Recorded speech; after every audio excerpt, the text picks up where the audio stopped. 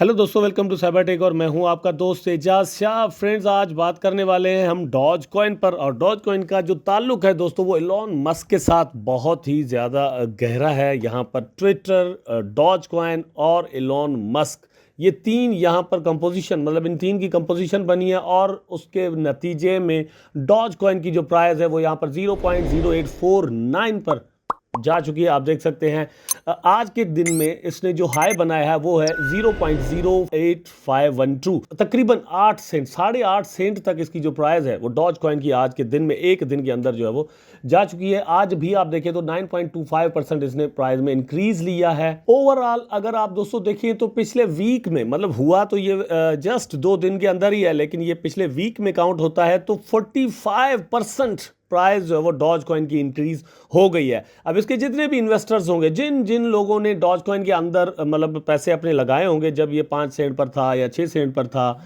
या 4 सेंट पर था, तो इस वक्त यकीनन उन्होंने ज़बरदस्त यहाँ पर प्रॉफिट अपना जो है वो बनाया होगा। मतलब जिसने 20 लाख लगाए होंगे उसने 40 लाख बना दिए होंगे, जिसने $1 करोड़ यहाँ पर लगाए होंगे उसने $2 करोड़ बना लिए होंगे just within a week. मतलब ये पॉसिबिलिटी यहाँ पर बनकर आ गई है। ये सब कुछ क्यों हो रहा है दोस्तों, उसका बड़ा ताल्लुक जो है वो इस बंदे के साथ है जिसका नाम है एलॉन मस्क। दोस्तों, एलॉन मस्क एक जानी पहचानी शख्सियत है, पूरी दुनिया इनको जानती है। टेस्ला इनका एक बहुत बड़ा टैग है। दूसरा इनका टैग ये है कि दुनिया के रिचेस्ट पर्सन में इनका शुमार होता है, मतलब the number 1 richest person of the world. ये मतलब इसकी जो आइडेंटिटी है, या ये कह लें कि इनका इंट्रोडक्शन है। टेस्ला इन्होंने बनाई, एक ज़बरदस्त कार बनाई, और मतलब ये है कि व्हीकल की दुनिया को हिला के रख दिया। उसके अलावा दोस्तों दूसरा इनका जो इंट्रोडक्शन है वो है स्पेस एक्स। स्पेस एक्स के नाम से दोस्तों इनकी एक मतलब एक ऐसी कंपनी है जो कि रॉकेट्स मतलब बनाती है और फिर लॉन्च करती है। इवन ये दुनिया की वो पहली कंपनी है, या ये कह सकते हैं कि एलॉन मस्क दुनिया का वो पहला आदमी है जो कि नासा को सपोर्ट कर रहा है, या ये कि नासा को हेल्प करता है रॉकेट्स को स्पेस में लेकर जाने में।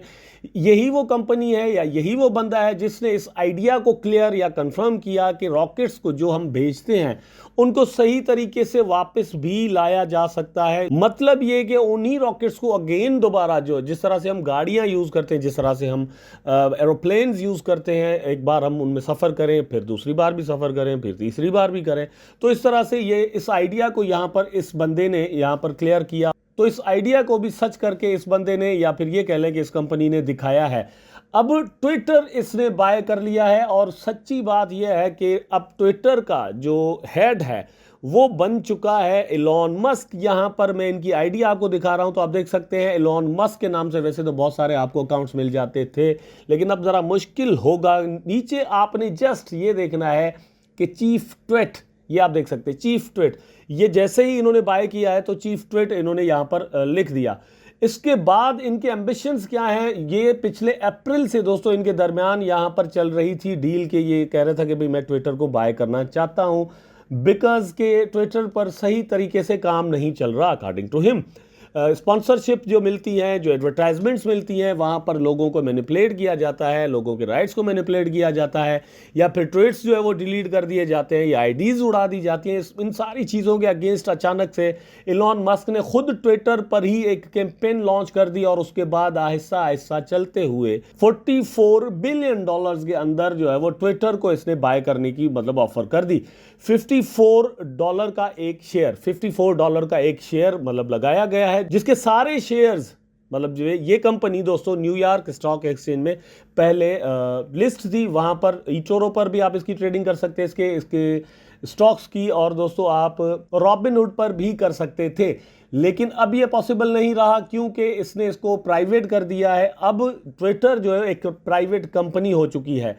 इसके सारे जो शेयर्स हैं वो इसने बाय कर लिए। एक शेयर की कीमत $54 हुई है। इस तरह से राउंड अबाउट ये $44 बिलियन में शायद जो है वो इसने बाय कर लिया है। जो डॉज कॉइन की कम्युनिटी है वो ये समझती है कि इसके बाद डॉज कॉइन को बड़ा फायदा होने वाला है, मे बी पेमेंट मेथड के तौर पर यहाँ पर डॉज कॉइन को यूज किया जाए, या क्योंकि खुल्लम खुल्ला सपोर्ट करते रहे हैं इलॉन मस्क डॉज कॉइन की, तो डॉज कॉइन को वो ओन एक तरह से कहें कि करते हैं। तो एक ऐसा बंदा जो कि एक कॉइन को ओन करता हो, उसको सपोर्ट करता हो, उसकी एडवर्टाइजमेंट्स करता हो, उसकी एडवोकेसी करता हो, तो जाहिर सी बात है उस कॉइन की प्राइस तो बढ़ेगी ही अगर वो ट्विटर जैसे एक बहुत बड़े प्लेटफॉर्म को मतलब अपनी प्राइवेट कंपनी में चेंज कर दे और वो उसको पूरी की तरह बाय कर ले। अब बात यह है कि इलॉन मस्क ने एक ओपन लेटर लिखा है एडवर्टाइजर्स को कि यहाँ पर होता यह है कि एडवर्टाइजमेंट्स आती हैं और लोगों को मैनिपुलेट, उनके राइट्स को मैनिपुलेट किया जाता है, बस यही सोचा जाता है कि कुछ भी करके पैसा बनाया जाए। तो ट्विटर पर हम इन चीज़ों का आने वाले दिनों में ख्याल रखेंगे कि ऐसा ना हो। ट्विटर पर इनका कहना यह है कि मैं सब कुछ करना चाहता हूं, मतलब एज अ पेमेंट मेथड भी शायद कोई वॉलेट वगैरह बनाया जाए कि जिसके जरिए पेमेंट भी की जा सके। कुछ ना कुछ ऐसा ऑलरेडी ट्विटर ने किया हुआ है, लेकिन ये उसको और भी आगे ले जाएंगे।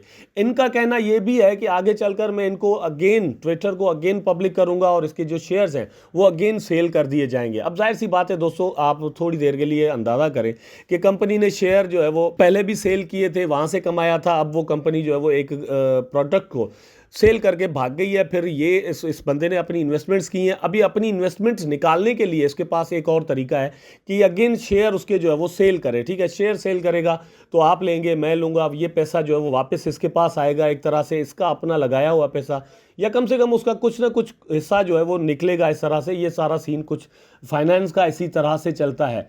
तो ये वक्त साबित करेगा कि क्या होने वाला है। मैं आपको एक और भी इंफॉर्मेशन यहाँ पर देता चलूँ दोस्तों, वो ये है कि जैक डॉर्से जिन्होंने ट्विटर बनाया था वो एक और सोशल मीडिया प्लेटफॉर्म बना रहे हैं ब्लू स्काई के नाम से, ऐसा कुछ है, वो बीटा में अभी तक चल रहा है, लेकिन बहुत ही जल्द शायद 2023 के मिड में वो लॉन्च हो जाए, उसको पब्लिक कर दिया जाए। उसको भी प्रोटोकॉल्स के साथ जोड़ा जा रहा है, ब्लॉकचेन्स के साथ शायद जोड़ा जाए, उसके अंदर भी क्रिप्टो करेंसीज का एक बहुत बड़ा रोल बनाया जाएगा, लेकिन उसमें मुझे ऐसा लगता है कि बिटकॉइन को प्रायोरिटी दी जाएगी, टॉप पर रखा जाएगा, क्योंकि जैक डॉर्से जो है वो बिटकॉइन के बहुत ज़्यादा एडवोकेसी करते हैं। इवन वो इथेरियम को भी एक्सेप्ट करने के लिए तैयार नहीं है।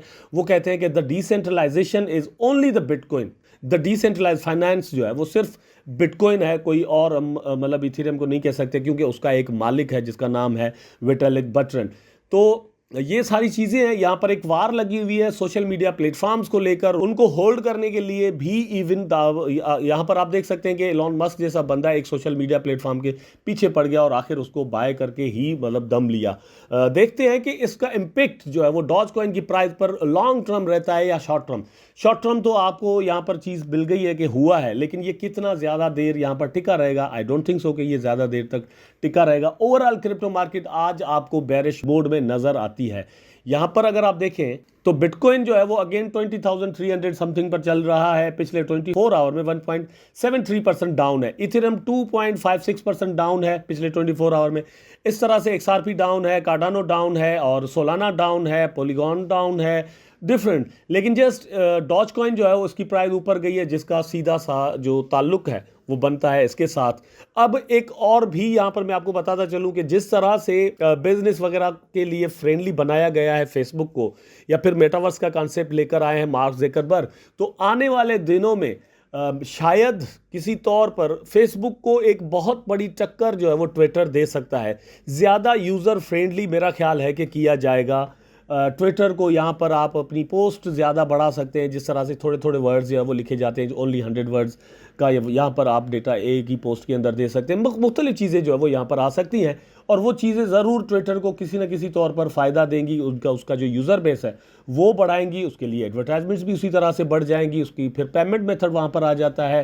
फिर अगर बिजनेस भी वहाँ पर, जैसे फेसबुक बिजनेस अलग से है, फिर व्हाट्सअप बिजनेस आ गया, ये सारी चीज़ें फेसबुक के पास है, तो ऐसे ही चीज़ें अगर ट्विटर भी दोस्तों लॉन्च करता है तो अल्टीमेटली ट्विटर को इसका फ़ायदा होगा। लेकिन क्या डॉज कॉइन को भी फ़ायदा होगा, आपको और मुझे भी फ़ायदा होगा, ये सारी चीज़ें वक्त बताएगा।